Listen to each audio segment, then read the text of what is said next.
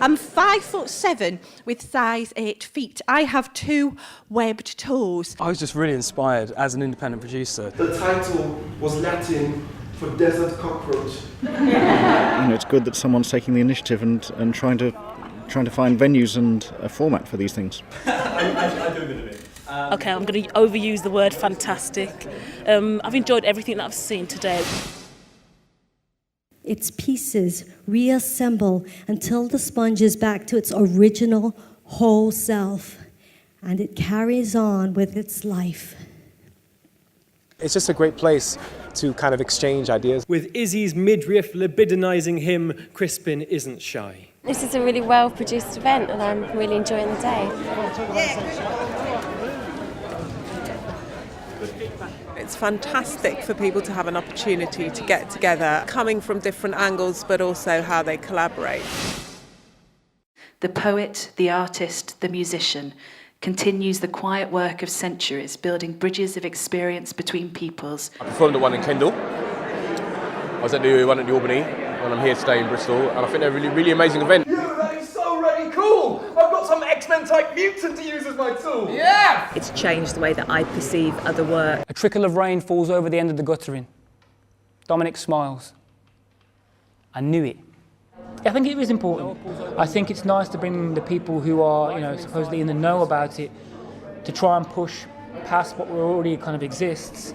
It's been helpful for me, and and I've seen some good stuff as well. So, vital.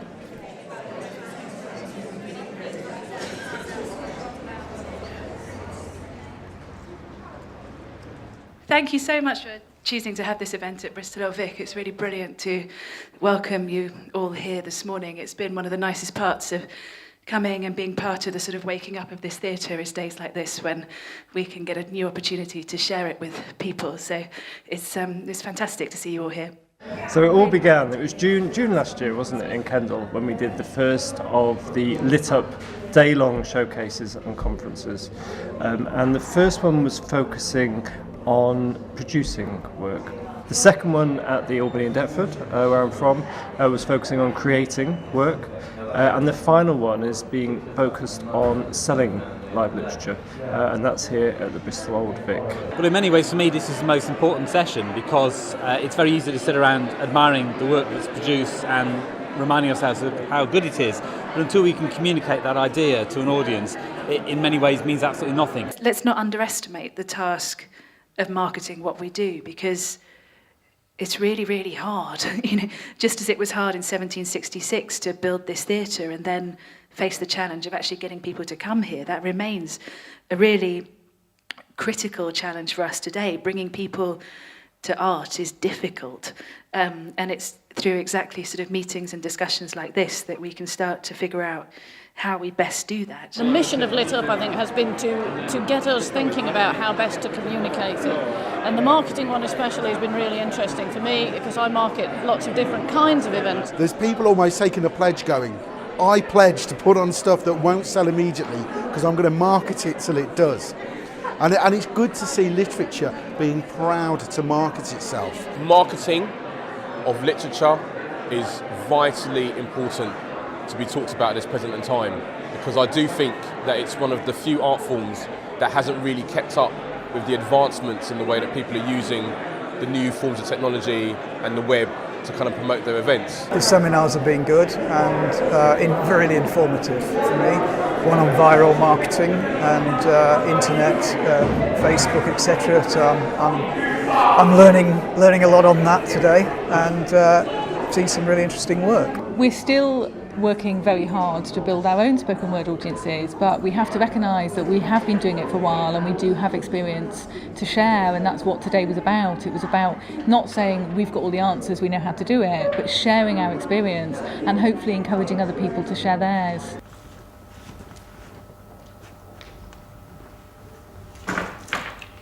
Nothing capitalised, nothing apostrophised, acronyms only if regularised, like radar and scuba.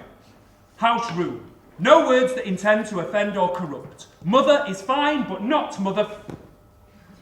I think for me one of the biggest things that I've got out of the whole Lit Up experience has been it's changed the way that I perceive other work, my own, other people's. I have acquired more of a constructive way of looking at things, more professional of an eye, I think. We've seen Polarbear's work at a very early stage at one of the previous conferences. Today we're going to see the finished product, which I'm very much looking forward to. Noah turns to look at the old man. His weathered face sketched with broken blood vessels. He brings a thin cigarette to his lips. We see the perfectly formed smoke ring widen as it rises. Noah turns to look at the man.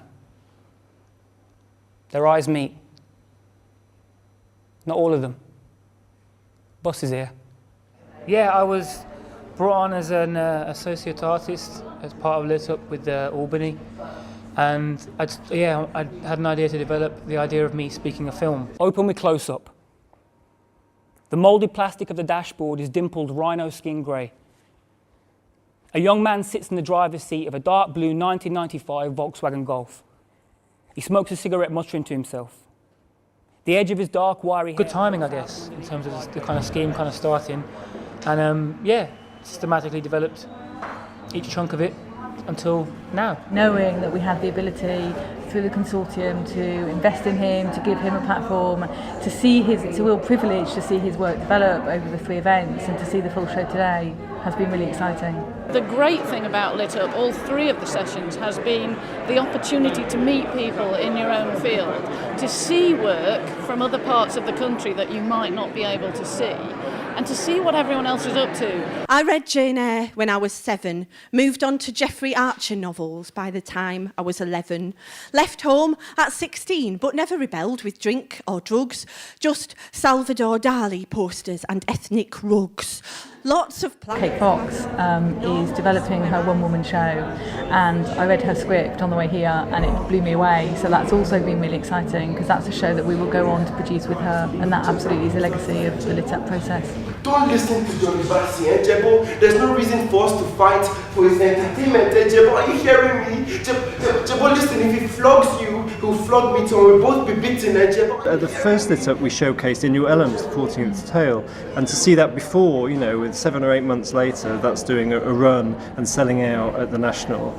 I think things are in some ways moving very quickly. Inside our separate trolleys, we could see each other's dreams past their sell-by dates. Broken promises wrapped in special offers and bargain basement anxieties. The color of earth stolen. The color of pride broken. The color of secrets spoken. The color of pale tokens. We were very determined that we weren't too inward-looking in this series, and one of the great things is we've been able to have, I think, an international component to all of the events. And I think it's an interesting point at which we're actually looking at spoken word live literature in other parts of the world and working out how we as a consortium and venues and artists can really connect to that, learn from it, and look at it more as a kind of an international focus going forward, and I think that's going to be an interesting development. I think what I'm going away with is a real sense of community, but of a community that's outward focused, because in this room we've got people who are trying to fill niche, classical theatrical venues, and people who are going out to prisons and excluded kids. I would basically like to see more of these types of events. Lots of projects have kicked off here, lots of collaborations have kicked off that wouldn't otherwise have happened. I'm doing a show in the autumn that I wouldn't be doing if it weren't for Lit Up. Well, the process is great because it's a day where everyone's here and you can make contact with a lot of people, you can be introduced to new artists and new producers, and you can get an up-to-date picture of what's going on in this field. So it's really it's been great for me today. Any kind of showcase of what we're doing has got to be a good thing. Dominic steps forward, smiling. If you view it as a chance to put something out there and represent yourself how you want to be right now, I think it's brilliant.